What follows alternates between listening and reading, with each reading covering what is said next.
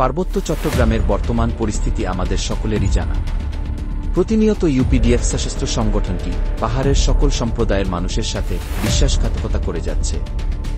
নিজেদের স্বার্থ হাসিলের জন্য পাহাড়ি তরুণ তরুণীদেরকে হাতিয়ার হিসেবে ব্যবহার করছে। যেখানে বাংলাদেশের তরুণরা তথ্য প্রযুক্তির ব্যবহার করে এগিয়ে যাচ্ছে, সেখানে কিছু স্বার্থান্বেষী নেতারা পাহাড়ের তরুণদের মধ্যে প্রাতিঘাতী সংঘাত সৃষ্টি করে ভাইয়ের হাতে ভাইয়ের রক্ত মাখিয়ে অন্ধকার ভবিষ্যতের দিকে ঠেলে দিচ্ছে।